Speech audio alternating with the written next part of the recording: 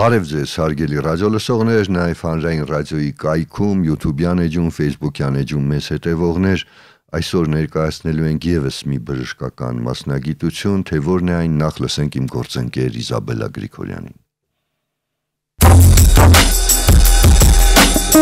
Բոլոր ժամանակներում բժշկության այս ոլորտը եղել է չափազանց բարդ ու մարտահրավերներով լի, պայմանավորված հանրային առողջությանը հասցրած ահռելի վնասով։ Այս հիվանդություններն առաջանում են տարատեսակ հարուցիչներով՝ բակտերիաներ, վիրուսներ, սնկեր, պարազիտ որդեր։ Փոխանցման ուղիները նույնպես տարբեր են՝ օդակաթիլային, սննդային, ջրային, կոնտակտային։ Կլինիկական դրսևորման գաղտնի շրջանի առկայությունը կարող է տևել մի քանի ժամից մինչև մի քանի տարի։ Ինֆեկցիոն հիվանդություններ ժամանակակից աշխարհում առողջապահության կարևորագույն հիմնախնդիրներից։ Վարակի հարուցիչներ, որոնք թափանցելով ընկալունակ օրգանիզմ եւ տեղակայվելով որոշակի օրգաններում եւ հյուսվածքներում, խաթարում են մարդու առողջությունը, վատթարացնում ինքնազգացողությունը, նվազեցնում կենսագործունեությունն ու աշխատունակությունը։ Կենսաբանական այս բարդ գործընթացի առաջացման, բուժման եւ կանխարգելման հարցերով են զբաղվում բժիշկ ինֆեկցիոնիստները, օգտագործելով իրենց մասնագիտական հմտություններն ու ժամանակակից միջազգային չափանիշներին համապատասխան անհրաժեշտ սարքավորումներ։ Ու չպետք է մոռանալ, կյանքի որակն անմիջապես բարձրանում է, երբ մարդն առողջ է։ Իսկ ինֆեկցիոն հիվանդությունների կանխարգելման եւ դրանց դեմ պայքարի ամենաարդյունավետ միջոցն առողջ ապրելակերպն ու ժամանակին հետազոտվելն է։ Մարդու առողջության համար մեծ պատասխանատվություն է կրում նաեւ փորձառու եւ հմուտ բժիշկը։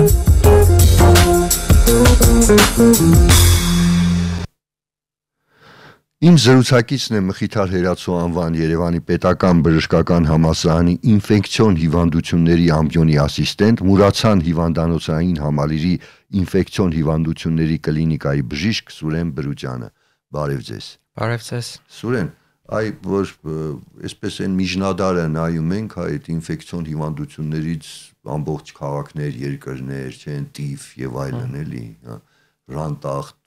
հազարումի այդ որ կան, ասենք գնում էին եւ այլն, բայց ասենք սահմանափակվում էր հաճախ մի երկրով, քաղաքով, որտեղ շփումները այսօրվա չափ չէին, իսկ կոവിഡ്ը ցույց տվեց, որ այսպես մոլորակն է արդեն այնքան փոքրացել, որ միտեղ սկսվում է, ամբողջ տեղ տարածվում է, ու հետարքիր է, որ նաեւ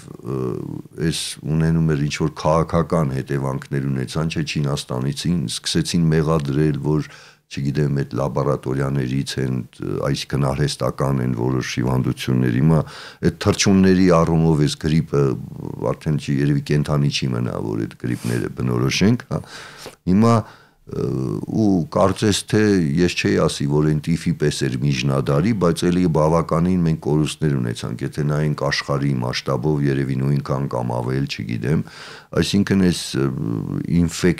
ինֆեկցիաների, այս վարակների դեմ պայքարը այսօր էլի խիստ անժմեական է, որքան միջնադարում թվում էր, թե առաջ մենք միշտ մտածում էինք դեռ այն, չգիտեմ, 40 տարի առաջ, որ դե գրիպը մենակ գրիպն է ու վերջ ու սովորական գրիպ էր, այդքան չէ, բայց ինչ որ բաներ փոխվեց, ասենք այդ գրիպի տեսակներն էլ կարծես դառան մահացու, ըստ քեզ ինչն է պատճառը, կարող է առաջ էլ կար ուղղակի այդքան չէր խոսվում, չէր հաղորդվում, չէինք իմանում, թե սա ինչ որ նոր երևույթ է։ Դուք շատ ճիշտ նկատեցիք, ժամանակակից աշխարհը գլոբալիզացիայի մակարդակի առկա մեծ ազդեցություն ունի հիվանդությունների տարածման վրա, տարածման արագության վրա, եթե առաջ մի քաղաքից մյուսը գնալու համար պետք է ինչ-որ ձի նստելու մի քանի օր գնալ, իսկ մարդկանց մեծամասնությունը ուղղակի ծնվում եւ մահանում էին նույն գյուղում, հիմա մի քանի ժամվա ընթացքում կարելի է հասնել աշխարհի հակառակ կողմը եւ բացի այն, որ դու ինքդ ես գնում, նաեւ քո հետ տանում ես բոլոր այն հիվանդությունները, որը դու ունես, որը դու վերցրել ես քո տեղից։ Իհարկե բժշկությունը շատ է առաջ շարժվել, կատարելագործվել են հետազոտման, բուժման մեթոդները եւ իհարկե նույն հիվանդությունները, որոնք եղել են առաջ, հիմա շատ ավելի ցածր մահացության մակարդակ ունենային, սակայն ժամանակակից մարտահրավերները ոչ միտեղ չեն գնում ու նոր խնդիրներ են առաջ բերում անընդհատ ու հիվանդությունները կան, ինֆեկցիոն հիվանդությունները միշտ լինելու են, մենք առանց իրանց չենք կարող, իրանք էլ առանց մեզ չեն կարող ու իրանք ինչքան մարդկության պատմություն լինի, ինֆեկցիաներ լինելու են ու անընդհատ նոր մարտահրավերներ մեզ սպասվում է, ինչքան մենք ենք զարգանում, նույնքան փոփոխական ու մեզնից էլ մի բան արագ զարգանում են վարակները։ Այ դա հետարքիր է, ինչ է, այդ վիրուսներն էլ կարծես ինչ-որ փոխվում, հարմարվում են միջավայրին եւ այլն։ Կա այդ երևույթը, թե չէ, որտեղ որ նայում ենք այս գրիպի տեսակները եւ այլն, կարծես, չգիտեմ, այն կենթանիները ոնց են, որ հարմարվում են, ասենք առնետները եւ այլն։ Կարծես վիրուսներն էլ այդ հատկությունը ունեն, այդպես է թե սխալվում։ Իհարկե իրանք ունեն այդ հատկությունը, օրինակ նույն գրիպը, կան շատ գրիպի շտամներ, որոնք բնորոշ են որոշ կենթանիներին, հա, մենք գիտենք թռչնի գրիպ, խոզի գրիպ ու նման։ Երկար ժամանակ, երբ որ նույն վիրուսը կենթանիների մեջ շրջանառելով ինքը լինում է կոնտակտի մեջ նաև մարդու հետ, եւ եթե դա երկար շարունակվում է, օրերից մի օր ինչ որ մի հատ մուտացիա է գրիպի վիրուսը ձեռք բերում, ու ինքը սկսում է վարակել, միջև չկար, նոր մուտացիա է ձեռք բերում եւ սկսում է վարակել նաև մարդկանց։ Եվ այստեղ է նաև բժշկության խնդիրը, որ այդ նոր մուտացիայի դեմ երևի հին մեթոդներով պայքարել է այդքան էլ արդյունավետ չի, ուրեմն պիտի գտնել ինչ-որ նոր բան, հա, այդպես է։ Մուտացիայի դեմ մենք չենք կարող պայքարել, մուտացիաներ լինելու են, մենք վարակվելու ենք, մենք ուղղակի պետք է փորձենք հնարավորինս արդյունավետ բուժել, արդյունավետ կանխարգելել, մինիմալի հասցնել հնարավոր փոխանցման ռիսկերը, ու օրինակ նույն կոവിഡ്ի մասին որ խոսեցինք, երևի հիշում եք սկզբից շատ խոսում էր կենթանիների շուկայի մասին, հա, Չինաստանում, որտեղ էլի կային շատ կենթանիներ ու շատ մարդիկ ու կենթանիների մեջ շրջանառող վիրուսը տեսություններից մեկի անցավ մարդուն, որտեղ անդադ կոնտակտի մեջ էր։ Եթե նվազեցնենք օրինակ այդպիսի կոնտակտները, հնարավոր է խուսափենք նաև նման պանդեմիաներից հետագայում։ Այսինքն կենթանիների հետ շփվենք, հա, այդ էլ խնդիր է, լուրջ է։ Ու հետարքիր է, Սուրեն, ես որ նայում եմ, ասենք Հայաստանում կան ինչ որ առանձնահատկություններ, թե այ մենք խոսում ենք, որ աշխարհը փոքրացել է ու կարծես այդ առանձնահատկությունները վերանում են, բայց կան առանձնահատկություններ, թե չէ այս առումով։ Կան որոշ վարակներ, որոնք բնորոշ են մեր տարածաշրջանին, այդ թվում նաև Հայաստանին, օրինակ վիսցերալ լեշմանիոզը բնորոշ է մեր տարածաշրջանին, բնորոշ չի ավելի ցուրտ։ Դա որ դու ասեցիր տերմին, բայց մենք ոչինչ չենք հասկանա։ Դա վարակային հիվանդություն է, պարազիտար վարակային հիվանդություն է, որը լինում է միջև, ավելի փոքր քան տարիքի երեխաների մոտ եւ բնորոշվում է շատ ծանր ընթացքով եւ չբուժելու դեպքում 100% մահացությամբ։ Ինքը Հայաստանում կա, տարածված է, փոխանցողը մլակներն են, այսինքն այդ հիվանդությունը կա այն երկրներում, որ տարածքներում, որտեղ կան մլակներ։ Իսկ ինչպես է դա արտահայտվում այդ հիվանդությունը։ Երեխան սկսում է ջերմության բարձրացումով, թուլությունով, ինքը կտրուկ չի արտահայտվում աստիճանաբար ու մի քանի շաբաթ ընթացքում երեխայի վիճակը լինում է բավականին ծանր, ու այդ շրջանում արդեն իրանք պարտադիր դիմում են բժշկի, որովհետև իրանք աստիճանաբար վատանում են, միջև նույնիսկ կարող է հասնել մահվան։ Այսինքն պիտի շուտ գլխի ընկնել եւ շուտ։ Իհարկե շուտ ախտորոշումը ցանկացած հիվանդության նաև այդ հիվանդության առավել արդյունավետ բուժման համար խիստ կարեւոր է։ Ես նայում եմ, որ Սուրեն, այսպես այս ինֆեկցիոն հիվանդությունները բնորոշելու եւ այլնի համար երևի լաբորատորիաներ են պետք, չնայած նաև հիշում եմ, որ Չինաստանին մեղադրեցին, որ այդ լաբորատորիաներից դուրս եկավ, ասենք, այդ վարակներից մեկը, բայց Հայաստանում կան այդ լաբորատորիաները բնորոշելու համար եւ այլն, թե չկան, այ մեզ մոտ ինչ վիճակ է այ տեխնիկապես է, այսպես։ Ուրեմն ինֆեկցիոն հիվանդությունները ախտորոշվում են տարբեր մեթոդներով եւ հիմնական մեր տարածաշրջանի համար բնորոշ ինֆեկցիոն հիվանդությունները Հայաստանում ախտորոշվում են եւ մեր լաբորատորիաները այդ հնարավորությունը ունեն։ Այո, հիմնական ինֆեկցիաները, որոնք մեր մոտ հանդիպում են, մենք կարողանում ենք ախտորոշել։ Իսկ այ դե կան հիվանդություններ, որ ասենք որոշ բժշկական կենտրոններ կան մասնագիտացած եւ այլն, այս ինֆեկցիոնիստական, այս ինչ ասեմ, ինֆեկցիոն վարակների առումով մենք ունենք ինչ-որ կենտրոն հատուկ բժշկական, թե չունենք այ։ Մենք ունենք ինֆեկցիոն հիվանդությունների ազգային կենտրոն, որի կազմում կա առանձին հիվանդանոց, որը զբաղվում է ինֆեկցիոն հիվանդություններով։ Մենք օրինակ մեր հիվանդություններում ունենք ինֆեկցիոն հիվանդությունների կլինիկա, առանձին բաժանմունք, եւ տարբեր հիվանդանոցներում կան նաեւ ծառայություններ, այսինքն էլի զբաղվում են ինֆեկցիոն հիվանդություններով։ Այսինքն բոլոր հիմնական հիվանդանոցներում, ասենք, չգիտեմ, Էրեբունի, Աստղիկ եւ այլն կան այդ բաժանմունքները, թե չէ ինֆեկցիա։ Գիտեք, ես հստակ չեմ տիրապետում առանձին ինֆեկցիոն բաժանմունք կա թե ոչ, բայց այդտեղ մի բան եմ ուզում ասել, որ ինֆեկցիոն հիվանդություն ասելով մենք պետք է հասկանանք հարուցիչով, այսինքն ինչ-որ ինֆեկցիայով ծագած հիվանդություն։ Օրինակ մանկական հասակում շտապ մանկաբուլության միջև 85%-ը իրանք ինֆեկցիոն հիվանդություններ են։ Այսինքն երեխան մեր իմացած մրսածությունը, թոքաբորբը, անգինան, փորլուծությունը, միզուղիների վարակ եւ այլն, իրանք բոլորը ինֆեկցիոն հիվանդություններ են, այսինքն կա որոշակի հարուցիչ։ Դες որ ամեն դեպքում ինֆեկցիոն հիվանդություններով մարդիկ բուժվում են տարբեր հիվանդանոցներում, գրեթե բոլոր հիվանդանոցներում, հա։ Խնդիրն այն է, որ կան որոշակի սպეციფიկ վարակներ, որոնց դեպքում արդեն անհրաժեշտ է նեղ մասնագիտացումը եւ այդ սպეციფიկ վարակների բուժման համար պետք է լինում հատուկ կամ առանձին մասնագիտացված բաժանմունքներ կամ առանձին մասնագիտացված կառույցներ։ Հիմա մենք ունենք, ասենք, այդ կենտրոնը, որ այդ առանձին դեպքերում տանում են այնտեղ, հա։ Այո, իհարկե։ Հա։ Սուրեն հիմա այ գանք ինֆեկցիոնիստ այս մասնագիտությանը, ասենք, այս մասնագիտությունը կանխարգելիչ մասնագիտություն է, թե բուժող մասնագիտություն է, թե երկուսը միասին, ինչպես։ Իհարկե երկուսը միասին, որովհետև առաջինը բուժելով մենք արդեն իսկ կանխարգելում ենք, որովհետև եթե մենք մարդուն չբուժենք, ինքը գնալու է եւ տարածի այդ հիվանդությունը, այդ ինֆեկցիան մնացածի մեջ։ Իհարկե մենք տարբերվում ենք համաճարակաբաններից, որոնք զբաղվում են միայն կանխարգելման գործընթացներով, այսինքն համաճարակաբանական հաշվարկներով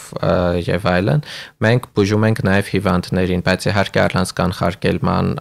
կանխարգելման ոլորտի այդ աշխատանքի հնարավոր չի, որովհետեւ մենք չենք հերիքի, ոչ մի բժշկական կառույց չի հերիքի, եթե չկանխարգելենք, ուղղակի փորձենք բուժենք։ Այ ես հենց դրան էի գալիս, որ ես խառնում էի վարակաբան ու ինֆեկցիոնիստ, այսինքն այս մասնագիտությունների մեջ կա տարբերություն։ Վարակաբան ինֆեկցիոնիստը նույն մասնագիտությունն է, ուղղակի մեկը հայերեն, մեկը միջազգային, համաճարակաբանը, այո, կա տարբերություն, մենք զբաղվում ենք ավելի հիվանդ մարդկանց բուժելով։ Իսկ համաճարակների այսինքն ինֆեկցիաների տարածմամբ, կանխարգելմամբ ու նման գործառույթներով։ Դա համաճարակաբանն է։ Դուք բուժմամբ եք զբաղվում։ Մենք բուժմամբ ենք զբաղվում։ Հա, ձերը ավելի կոնկրետ է ուրեմն։ Հիմա ասենք այն մարդիկ, որ ուզում են դառնալ համաճարակաբան, ասենք լսում են, նախ սկսենք, ես չգիտեմ, որքանով է գայթակղիչ այդ բժշկական մասնագիտությունը, որտեվ սովորաբար ես գիտեմ, որ բոլորը տղաները հատկապես ուզում են դառնալ, չեն ուզում դառնալ համաճարակաբան եւ այլն, ուզում են վիրահատել անպայման վիրաբույժ լինել, որտեվ միշտ մտածում են, որ դա իսկական բժիշկը նաեւ այդ բժիշկներն են լավ վաստակում, ես միշտ ասում եմ, իսկ քանի որ այս բժշկական մասնագիտությունները շատ դժվար է ձեռք բերել երկարատև, չգիտեմ, շատ քրտնաջան աշխատանքով, այնպես որ արդարացի է այն, որ ցանկանում են լավ վաստակել։ Ու ես մտածում եմ, այ համաճարակաբանը թողնենք մի կողմ, այ ինֆեկցիոնիստը, չգիտեմ, այս առումով գայթակղիչ մասնագիտություն է, թե չէ, որտեղ կարող են աշխատել, ինչպես են վարձատրվում, այդքան սովորելուց հետո, այ չգիտեմ, ցանկանում են ինֆեկցիոնիստ լինել, թե չէ, ինֆեկցիոնիստներ մենք բավարար քանակով Հայաստանում ունենք, թե չէ։ Բավարար քանակով ինֆեկցիոնիստներ մենք չունենք, ցավոք, ու պահանջը կա, մեր մասնագիտության պահանջը կա։ Ընդհանուր մասնագիտությունը Հայաստանում, ընդհանրապես աշխարհի տարբեր երկրներում մի քիչ տարբերվում է իր բնութագրով, որովհետև տարբեր երկրներում ինֆեկցիոնիստներ ունեն քիչ տարբեր գործառույթներ։ Տարբեր, հա։ Այո, օրինակ, որոշ երկրներում եւ որոշ հիվանդանոցներում հնարավոր է հիվանդանոցների միջև լինեն որոշակի տարբերություններ, չկան առանձին ինֆեկցիոն բաժանմունքներ, ամեն հիվանդանոցում կա մեկ ինֆեկցիոնիստ, որը կոնսուլտանտի կարգավիճակով գնում է եւ օգնում է մյուս մասնագետներին բուժել հիվանդներին, հա։ Մեր մոտ մենք ունենք առանձին բաժանմունքներ, առանձին հիվանդանոցներ, որտեղ աշխատում են հենց ինֆեկցիոնիստները, այսինքն հենց բժիշկ ինֆեկցիոնիստները, եւ հենց իրանք միանգամից առանց ուրիշ միջնորդության բուժում են հիվանդներին։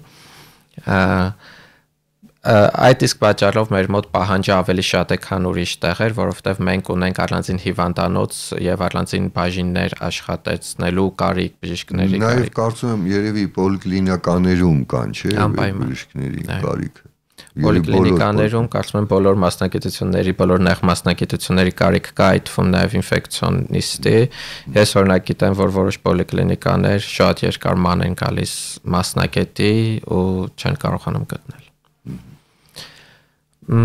Դիմելություն ունենք, չեմ կարող ասել, որ մարդիկ չեն ուզում դառնալ ինֆեկցիոնիստ, բավարար քանակությամբ մարդ ուզում է դառնալ ինֆեկցիոնիստ։ Հիմա մենք գտնվում ենք կրթական ձևի փոփոխման этаպի մեջ եւ ինչպես ես եմ սովորել արդեն այս տարվանից հետո այդպես չի լինելու, որովհետև ես իմ առաջին մասնագիտությունը եղել է միանգամից մանկական ինֆեկցիոն հիվանդությունների օրդինատորան եմ եւ ես անցել։ Ինչ օրդինատորան վերանում է, ես թե չի վերանում, ինքը փոխվում է։ Հիմա մարդ որպեսզի դառնա մանկական ինֆեկցիոն հիվանդությունների մասնագետ, ինքը պետք է սովորի մանկապահություն, գնա մանկապահության օրդինատորայի եւ դրանից հետո ընտրի նեղ մասնագիտացում, տենց fellowship ասվածով վերապատրաստվի որպես ինֆեկցիոն հիվանդությունների մասնագետ։ Նման նաև մեծահասակների դեպքում կարծում եմ սրանից հետո կարիք ավելի շատ կլինի, որովհետև ինչքան ուսման տևողությունը երկարում է, այդքան հավանականությունը քիչ է, որ մարդիկ կուզեն տենց շատ սովորել ցանկացած մասնագետ դառնալու համար։ Սուրեն կներես, որ այդ այսպես շատ կենցաղային հարց եմ տալիս, բայց այ վարձատրությունը այս առումով շատ կարևոր է, այս բժիշկների եւ այլն։ Այս առումով, ասենք, ինֆեկցիոնիստները տուժում են, թե չէ, այսինքն այդ վարձատրության առումով եմ ասում, որովհետեւ չգիտեմ, mən կրկնում եմ, ասենք, վիրաբույժները եւ այլ բոլորը գիտեն, որ լավ են վաստակում եւ այլն։ Իսկ ինֆեկցիոնիստների վիճակը ինչպիսի է։ Այդ առումով մենք երևի համապատասխանում ենք ընդհանուր թերապևտիկ մասնագիտություններին, ինչպես նաև ինֆեկցիոնիստները որպես վտանգավոր իրավիճակում աշխատողներ ունենք որոշակի առավելություններ, օրինակ ավելի երկար հանգստյան օրեր, ավելի քիչ աշխատանքային ժամեր եւ որոշակի նաև ֆինանսական առավելություններ, սակայն ամեն դեպքում վաստակը ուղիղ համեմատական է քո բուժած հիվանդների քանակի հետ, եթե դու ունես բավարար քանակի հիվանդներ, շատ հիվանդներ ունես շատ վաստակ, եթե դու հիվանդ չես բուժում, ոչ մի բան չաշխատի։ Հա, այսինքն ինֆեկցիոնիստներին ձեռ է տալիս, որ շատ վարակներ լինեն այս առումով, այս վաստակելու առումով, Սուրեն, մենք այ ֆիլմերում տեսնում ենք, չգիտեմ, որ այդ վարակները լինում, մարդիկ չգիտեմ ինչեր են հագնում եւ այլն, այսպես գնում են, այդ ամենը մենք ունենք, այդ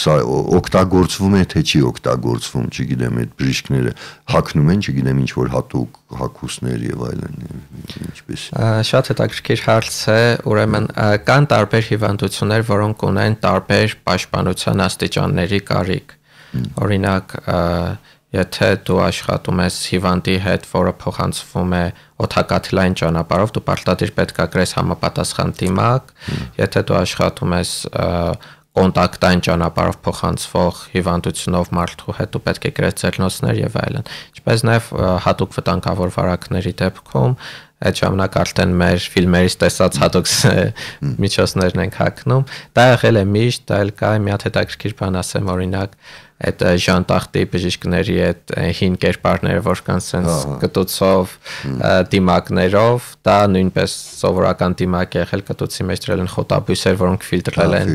ֆիլտրել են այդ վարակները։ Այո, այն ժամանակ այդ տեղից է գալիս այդ կերպարը, հա, երկար կտուցով դա խոտաբույսեր են, որոնք ֆիլտրում են օդը։ Պաշտպանության բավարար միջոցներ Հայաստանում կան եւ ըստ անհրաժեշտության ամեն ինչը կիրառվում է, այո։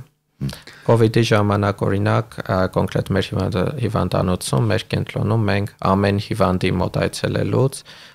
առանձին պաշտպանության միջոց ենք հագնում, մտնում ենք հիվանդի մոտ, դուրս գալիս ամբողջությամբ փոխվում, ախտահանում, նոր մտնում երկրորդ հիվանդի մոտ։ Դե այդ COVID-ի ժամանակ այդ շատ կարևոր էր ախտորոշումը, չէ՞, որ տարբեր այդ ախտորոշման խնդիրներ կար։ Հիմա այդ ախտորոշման խնդիրը, ասենք, ինչ թվում է, այդ շատ կարևոր է։ Ու շատ հիվանդություններ, ես չգիտեմ, ասենք, այս ինֆեկցիոնի դեպքում օգտագործում են, թե չէ, աշխարհում սկսել են արհեստական բանականությանը դիմել Ես գիտեի, որ օրինակ կարդացի, որ Հարավային Կորեայում հատկապես օրինակ արհեստական բանականությունը ախտորոշման հարցում գերակշռում է, քան ասենք բժիշկները եւ այլն ավելի են վստահում։ Այս պարագայում ասենք արհեստական բանականությունը ըստ քեզ ինչ որ անելիք ունի ձեր բնակավարում թե չունի եւ ասենք վտանգ կա էլի աշխատատեղերի կրճատման թե չէ։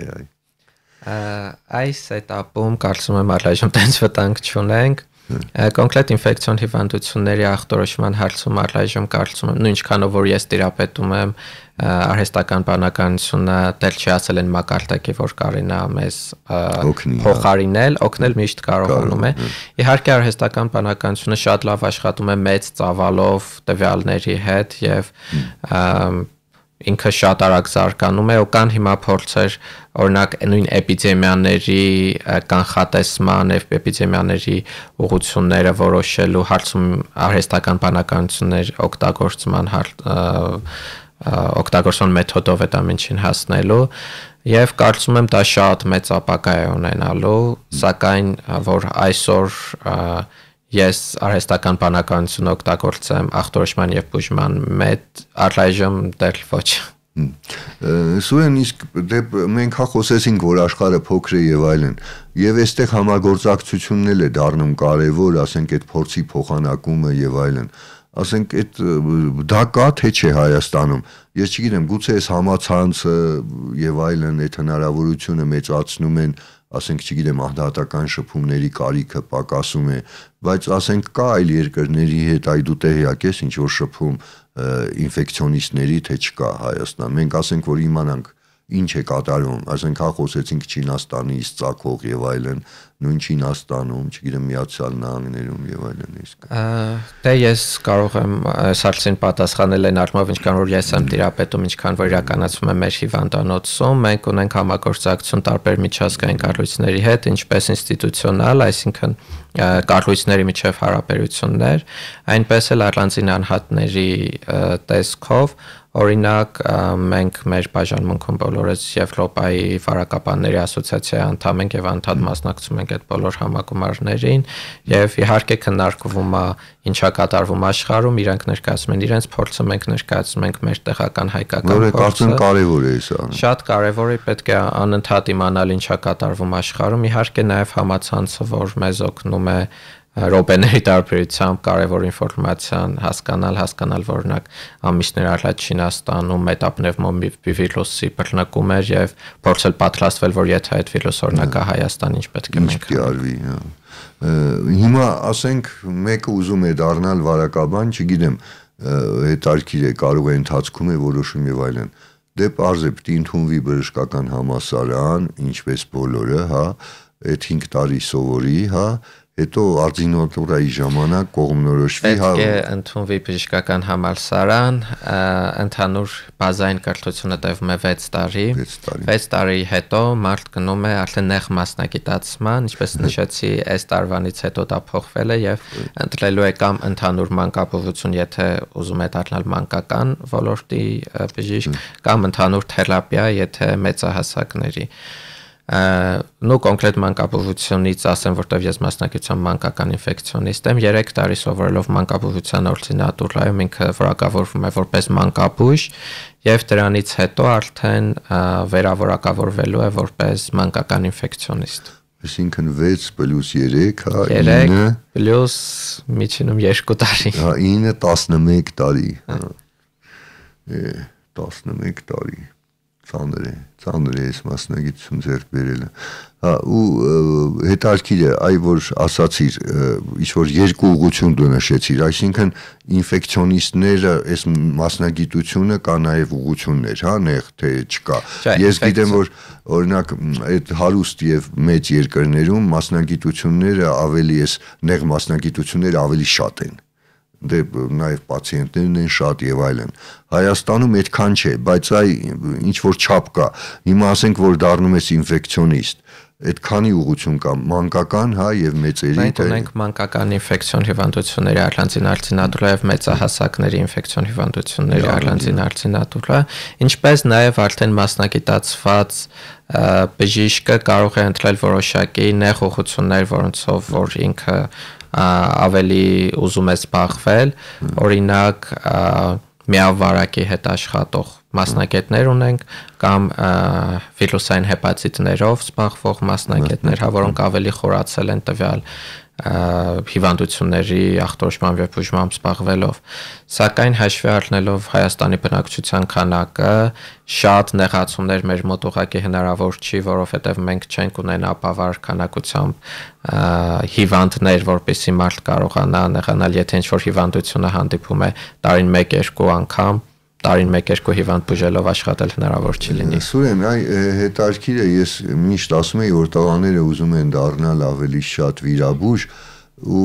այս մասնագիտություններում չգիտեմ, ես չգիտեմ, դուք ասես, իհարկե ավելի շատ աղջիկներն են գնում, ասենք, եթե ոչ վիրաբուժական մասնագիտություն է, ինձ հետաքրքիր է դու ինչու չդարձար, ասենք, չգիտեմ, վիրաբույժ, այլ եկար այս ուղղությամբ եւ իսկապես այս ուղղությամբ աղջիկները տղաներից շատ են, թե չէ, այ ինչ վիճակ։ Դուք ճիշտ եք, միշտ տղաները գնում են ավելի վիրաբուժություն, ավելի թերապևտիկ մասնագետներ ընդլում են աղջիկները։ Կոնկրետ իմ դեպքում ես ի սկզբանե ինձ ավելի ցկտել են թերապևտիկ մասնագիտությունները, իսկ կոնկրետ ինֆեկցիոնիստ ես դարձել եմ կոնկրետ անձին նայելով, այսինքն ես ունեցել եմ դասախոս, ում նայել եմ Լիպսիմիա Ապլեսյանը, հիմա էլ աշխատում եմ իր հետ, ում ես նայել եմ ու տեսել եմ այն ինչով ուզում եմ ես զբաղվել ապագայում եւ դա ինձ օգնել ընտրել իմ մասնագիտությունը։ Ու ասեմ, որ չեմ փոշմանել, որովհետեւ չնայած սովորելը երկար է, աշխատում ենք երեխաների հետ եւ այլն, պետք է անպայման նշել, որ կոնկրետ ինֆեկցիոն հիվանդություններով զբաղվելը, մանկական ինֆեկցիոն հիվանդություններով զբաղվելը շատ շնորհակալ գործ է, որովհետև մենք տեսնում ենք մեր հիվանդների առողջացումը, այսինքն մենք չունենք քրոնիկ հիվանդներ, հիմնականում չունենք քրոնիկ հիվանդներ, մենք տեսնում ենք շատ ծանր երեխա, որ գալիս է հիվանդանոց, ուշագնաց վիճակում նույնիսկ, հա, բուժում ենք ու մի քանի օր հետո արդեն խաղալով ուրախ ճանապարհում ենք երջանիկ ծնողների հետ եւ այդ դրական էմոցիաները իհարկե չեմ կարծում, որ ուրիշ ոչ բժշկական ու նաեւ ուրիշ բժշկական մասնագիտություններում այդքան հասանելի են ու դու արդեն կախվածություն ես ունենում այդ դրական էմոցիաներից։ Սուրեն, սովորաբար ասենք Հայաստանում շատ են այսպես բժշկական ընտանիքները, որ չգիտեմ, նույնիսկ պապ ու թոռ, չեմ ասում ծնողները։ Հիմա քեզ մոտ ինչպես էր ծնողներ, բժիշկներ էին, թե չէ։ Ոչ, իմ դեպքում ես առաջին բժիշկն եմ։ Հա, այդ էլ հետաքրքիր է, որովհետև սովորաբար, ասենք, միշտ ընտանիքում մի բժիշկ չի լինում, ինչ որ ընդհանուր, կարծես կամ բոլորն են բժիշկ, կամ 2-3-ը, հա։ Այո, երևի դա էլ նպաստեց, որովհետև եթե օրինակ լինեի վիրաբույժի ընտանիքից մեծ հավանականությամբ վիրաբույժ կդառնայի, սակայն այս դեպքում երևի ես ավելի ազատ էի ընտրությունն անելու հարցում, եւ էլի ասեմ չեմ փոշմանել լավ մասնագիտություն է։ Չէ, դե հատկապես ես մտածում եմ այս երեխաների հետ աշխատող, ասենք, բժիշկը այսպես շատ կարևոր է, ու որտեվ բոլորս էլ գիտենք մեզ բոլորիս համար ինչ են երեխաները, ու այդ երեխաների հետ աշխատելն էլ բարդ է, որտեվ չգիտեմ, նրանք շատերը այդ փոքր ազակում չեն էլ կարողանում ասել, ասում են ցավում է, մեկ-մեկ տեղն էլ չեն ասում եւ այլն։ Այսինքն ախտորոշումը այս առումով դառնում է կարևոր շատ։ Ես այդ կարծիքը լսում եմ չափազանց հաճախ, որ երեխաների հետ աշխատելը ավելի բարդ է, բայց ես չեմ կարող համաձայնվել, որովհետև երեխաների հետ ես որ սկսեցի աշխատել, սրանից հետո արդեն մեծահասակների հետ ուղղակի չեմ պատկերացնում, ու իմ բոլոր ծանոթները, ովքեր որ աշխատում են մանկաբուժության ոլորտում, մեծահասակների հետ կամ ընդհանրապես չեն աշխատում, կամ աշխատում են որոշակի տհաճությամբ։ Մեզ համար շատ ավելի հեշտ ու հաճելի աշխատել երեխաների հետ, երեխաները ավելի ազնիվ են, երեխաների բուժումից դու ավելի հաճույք ես ստանում ու լավացումը ավելի ակնհայտ է։ Դե Սուրեն Բրուտյանն էր իմ զրուցակիցը, Մխիթար Հերացու անվան Երևանի Պետական Բժշկական Համալսարանի ինֆեկցիոն հիվանդությունների ամբիոնի ասիստենտ, Մուրացյանի հիվանդանոցային համալիրի ինֆեկցիոն հիվանդությունների կլինիկայի բժիշկ։ Նրա հետ զրուցեց Ստեփան Զաքարյանը, կհանդիպենք։